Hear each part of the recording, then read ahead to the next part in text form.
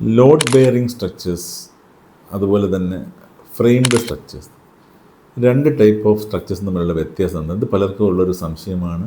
അപ്പം ഞാൻ ഈ വീഡിയോയിലൂടെ നിങ്ങളിലേക്ക് പകർന്ന അറിവ് എന്ന് പറയുന്നത് ഇതിലേത് നമുക്ക് സെലക്ട് ചെയ്യണം, എന്താണ് ഇതിൻ്റെ അഡ്വാൻറ്റേജ്, ഇതെന്താണ് ഈ ലോഡ് ബെയറിംഗ്. നിങ്ങൾ കേട്ടിട്ടുണ്ടാവും, ലോഡ് ബെയറിംഗ് സ്ട്രക്ചർ എന്ന് കേട്ടിട്ടുണ്ടാവും, നിങ്ങൾ ഫ്രെയിം സ്ട്രക്ചർ എന്ന് കേട്ടിട്ടുണ്ടാവും. ഇതിലെന്താണ് നമ്മൾ ചെയ്യേണ്ടത്, ഇത് ചെയ്യുന്നതിനുള്ള അഡ്വാൻറ്റേജ് എന്താണ്, ഇങ്ങനെയൊക്കെയുള്ള കുറച്ച് കാര്യങ്ങളാണ് ഞാനിപ്പോൾ ഈ വീഡിയോ നിങ്ങളോട് ഷെയർ ചെയ്യാൻ ആഗ്രഹിക്കുന്നത്.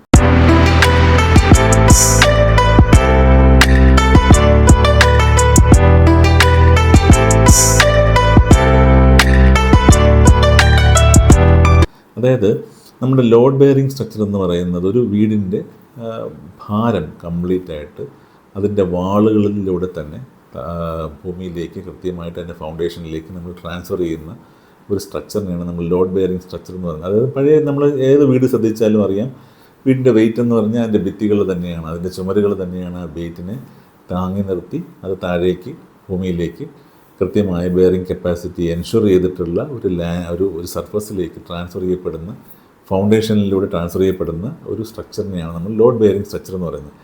ഇനി ഫ്രെയിംഡ് സ്ട്രക്ചർ എന്താണ്? ഈ ഫ്രെയിം സ്ട്രക്ചർ എന്ന് പറയുന്നത് കോളം ബീമും നമ്മൾ പില്ലർ എന്ന് ഒരു ലോക്കൽ ഭാഷയിൽ പറയുന്നത് ശരിക്കും അതിൻ്റെ എഞ്ചിനീയറിംഗ് ടേം എന്ന് പറയുന്നത് കോളം എന്നാണ്. അപ്പോൾ കോളം ബീം സ്ട്രക്ചർ, ഇതിനെയാണ് നമ്മൾ ഫ്രെയിംഡ് സ്ട്രക്ചർ എന്ന് പറയുന്നത്. അപ്പം ഒരു സ്ട്രക്ചർ എഞ്ചിനീയർ എന്ന നിലയിൽ എൻ്റെ അഭിപ്രായത്തിൽ എപ്പോഴും നമ്മളൊരു സ്ട്രക്ചറിന് ഏറ്റവും ബെസ്റ്റ് എന്ന് പറയുന്നത് ഒരു ഫ്രെയിംഡ് സ്ട്രക്ചറാണെന്ന് ഞാൻ പറയും. കാര്യം വേറൊന്നും കൊണ്ടല്ല, അതിൽ കൃത്യമായിട്ടുള്ള ലോഡ് ട്രാൻസ്ഫറിങ് നടക്കും.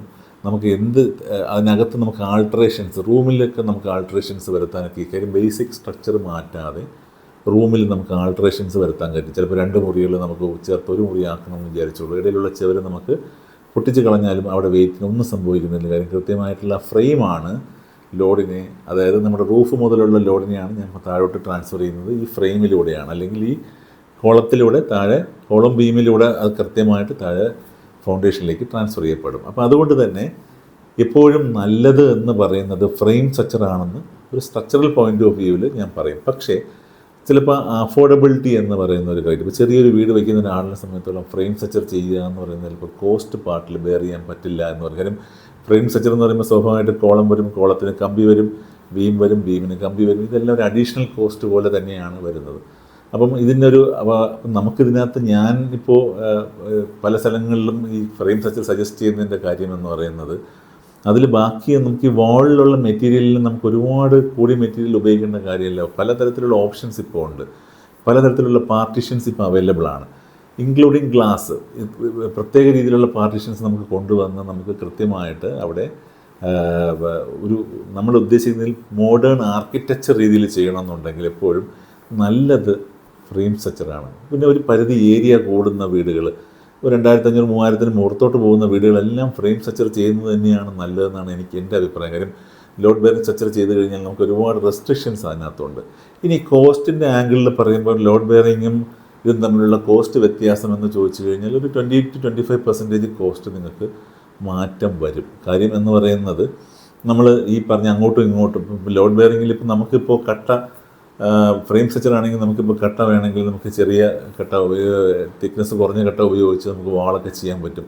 അപ്പം അങ്ങനെയൊക്കെ അങ്ങോട്ടും ഇങ്ങോട്ടും കോംപ്ലിമെൻറ്റ് ചെയ്ത് എടുത്തു കഴിഞ്ഞാൽ ഒരു പരിധി വരെ 20-25% വേരിയേഷനിലാണ് നമുക്കിപ്പോൾ നിൽക്കുന്നത്. പക്ഷെ നമ്മളുടെ സ്ട്രക്ചറൽ സ്റ്റെബിലിറ്റി നമ്മൾ നോക്കണം.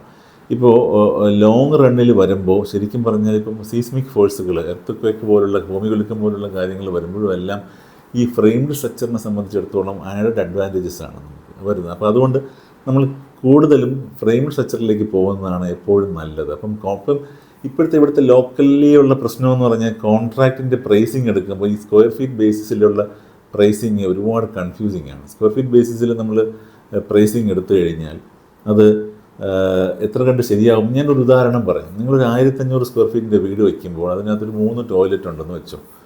നിങ്ങൾ ഒരു 1000 സ്ക്വയർ ഫീറ്റിൻ്റെ വീട്ടിൽ 3 ടോയ്ലറ്റ് വെച്ച് നിങ്ങൾക്ക് ചെയ്യാം. അപ്പോൾ ഈ 3 ടോയ്ലറ്റാണ് അതിനകത്തുള്ളത്. അപ്പോൾ കോസ്റ്റ് ഫാക്ടറിൻ്റെ ആംഗിളിൽ നോക്കുമ്പോൾ, പെർ സ്ക്വയർ ഫീറ്റ് ബേസിസിൽ നോക്കുമ്പോൾ ഈ 1000 സ്ക്വയർ ഫീറ്റിൻ്റെ വീട്ടിൽ കോസ്റ്റ് കൂടി.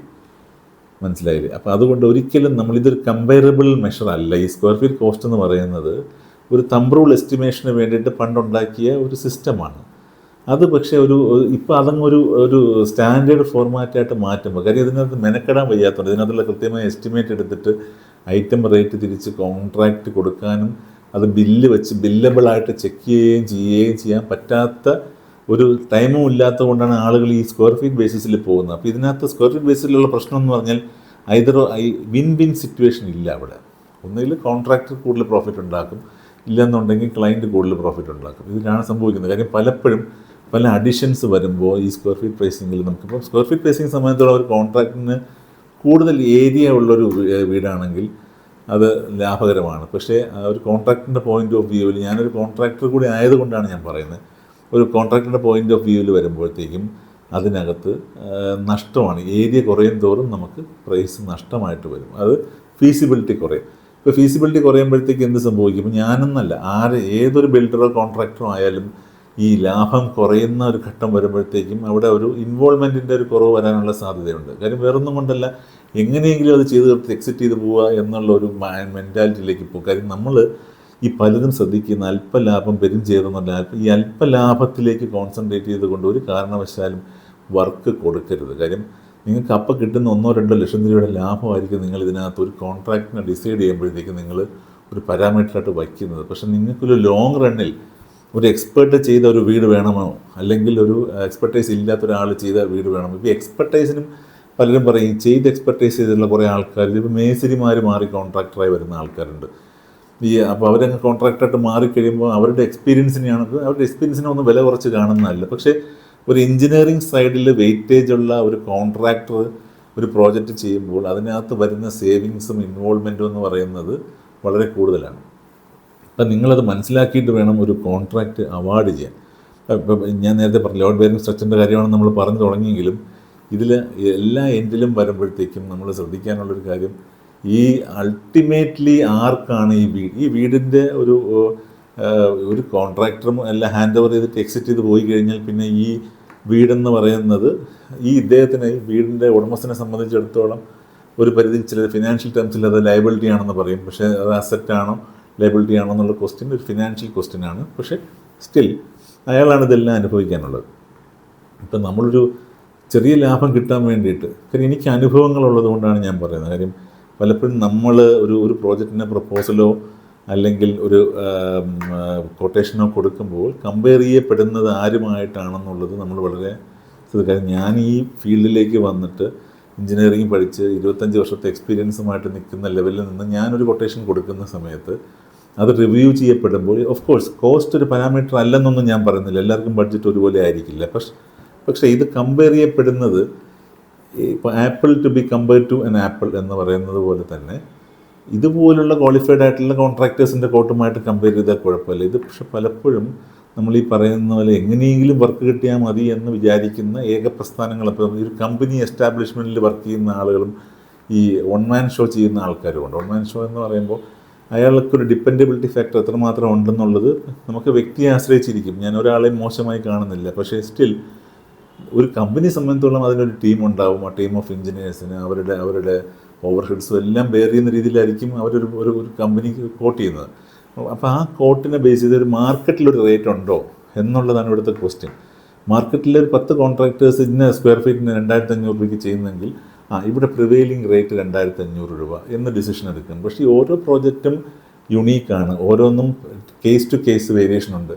അപ്പോൾ അതിന് നിങ്ങൾ എന്ത് ചെയ്യണമെന്ന് പറഞ്ഞാൽ ഇതിനകത്ത് ഇൻവോൾവ് ചെയ്യുന്ന മെയിൻ ആൾ ആരാണ്, ആ ആളുമായിട്ട് നിങ്ങൾ ഇരിക്കുക, കൃത്യമായിട്ട് നിങ്ങളുടെ റിക്വയർമെൻറ്റ് പറയുക, നിങ്ങളുടെ സ്പെക്ക് കൃത്യമായിട്ട് ഉണ്ടാക്കുക. സ്പെക്ക് ഉണ്ടാക്കിയിട്ട് മാത്രമേ നിങ്ങൾ ഒരു കോൺട്രാക്റ്റിംഗ് മോഡിലേക്ക് പോകാവൂ. സ്പെക്ക് ഇല്ലാതെ അല്ലെങ്കിൽ ഒരു ഡീറ്റെയിൽ ആയിട്ടുള്ള ഒരു എഗ്രിമെൻ്റ് എന്ന് പറഞ്ഞാൽ കണ്ടീഷൻസ് മാത്രം വച്ചിട്ടുള്ള എഗ്രിമെൻ്റ് അല്ല നമ്മൾ പറയേണ്ടത്. കണ്ടീഷൻസ് മാത്രം വച്ചിട്ടുള്ള എഗ്രിമെൻ്റ് എന്ന് പറയുന്നതൊരു ശരിയായ രീതിയല്ല. അപ്പം ഈ ബാക്കി അതിനകത്ത് കണ്ടീഷൻസിനോടൊപ്പം തന്നെ അതിൻ്റെ സ്പെസിഫിക്കേഷൻസ് കറക്റ്റായിട്ട് പാലിക്കണം. പിന്നെ മെത്തഡോളജി, എങ്ങനെയാണ് ഇയാൾ കൺസ്ട്രക്ഷൻ ചെയ്തത്, ഇതിൻ്റെ ടൈം ഫാക്ടർ എന്ന് പറയുന്നത് ഒരുപാട് കാര്യങ്ങൾ ഡിപ്പെൻഡ് ചെയ്താണ് ഇരിക്കുന്നത്. അപ്പോൾ ഇത്തരം ടൈം ഫാക്ടേഴ്സ് നമ്മൾ നോക്കണം. ഇതെല്ലാം കൺസിഡർ ചെയ്തിട്ട് ആണ് നമ്മളൊരു പ്രോജക്റ്റ് കൊടുക്കാനായിട്ട്. അപ്പം ഈ ഒരു ലോഡ് ബെയറിംഗ് സ്ട്രക്ചറിൻ്റെ കാര്യത്തിൽ നമ്മൾ പറഞ്ഞെങ്കിലും കുറച്ച് കോൺട്രാക്റ്റിംഗ് മാനേജ്മെൻറ്റിലേക്ക് നമ്മളിത് പോയി. സ്റ്റിൽ ഞാനിതിൽ പറയാൻ ആഗ്രഹിക്കുന്ന ഒരു കാര്യം എന്ന് പറയുന്നത്, ഒരു സ്ട്രക്ചറിൻ്റെ ഏറ്റവും പ്രധാനപ്പെട്ട കാര്യം എന്ന് പറയുന്നത് അതിൻ്റെ സ്ട്രക്ചറൽ എഞ്ചിനീയറിംഗ് ക്വാളിറ്റിയാണ്. ഒരു വീടിൻ്റെ സ്ട്രക്ചറൽ ക്വാളിറ്റിക്കാണ് ഇമ്പോർട്ടൻസ് കൊടുക്കുക. അതിൻ്റെ എസ്തെറ്റിക് വ്യൂ ഒക്കെ ഇമ്പോർട്ടൻസ് കൊണ്ട് ഇല്ലെന്ന് പറയുന്നില്ല. പക്ഷേ ആ സ്ട്രക്ചർ എങ്ങനെ ഇരിക്കുന്നു, ലോങ് റണ്ണിൽ നിങ്ങൾക്ക് പലതും മാറ്റാം. ഇപ്പോൾ ഇൻറ്റീരിയർ നിങ്ങൾ ചെയ്തു, ഇൻറ്റീരിയറിൽ 10-25 ലക്ഷം രൂപയ്ക്ക് മുകളിൽ ഇൻറ്റീരിയർ ചിലവാക്കുന്ന ആൾക്കാരുണ്ട്. പക്ഷേ ഇൻറ്റീരിയർ നിങ്ങൾ ചെയ്തിട്ട് കുറച്ച് കഴിയുമ്പോൾ ഇൻറ്റീരിയർ മടക്കുമ്പോൾ ഇൻറ്റീരിയർ മാറ്റാൻ നോക്കും. പക്ഷേ സ്ട്രക്ചർ നമുക്കൊരിക്കലും മാറ്റാൻ പറ്റില്ല. അപ്പോൾ സ്ട്രക്ചർ മാറ്റാൻ പറ്റാത്തതുകൊണ്ട് നമ്മൾ സ്വാഭാവികമായിട്ടും ചെയ്യേണ്ടതെന്ന് പറഞ്ഞാൽ കൃത്യതയോടുകൂടി നമ്മളൊരു ഡിസൈൻ ഉണ്ടാക്കി കൃത്യതയോടുകൂടി നമ്മൾ ചെയ്ത് നമ്മൾ ആ ഒരു പ്രോജക്റ്റ് മാനേജ്മെൻറ്റ് വളരെ കൃത്യതയോട് ചെയ്താൽ മാത്രമേ ഒരു വ്യക്തമായിട്ടുള്ള നല്ലൊരു പ്രോജക്റ്റ് നിങ്ങൾക്ക് ക്രിയേറ്റ് ചെയ്യാൻ പറ്റുള്ളൂ. അപ്പം നിങ്ങൾ വീട് വയ്ക്കുന്നെങ്കിൽ ഇതെല്ലാം മനസ്സിൽ ആക്കിക്കൊണ്ട് തന്നെ വീട്ടിൽ. ഇനി മറ്റൊരു വീഡിയോയിൽ കുറച്ചുകൂടെ ഡീറ്റെയിൽ ആയിട്ട് പല കാര്യങ്ങളും പറയാം. നന്ദി, നമസ്കാരം.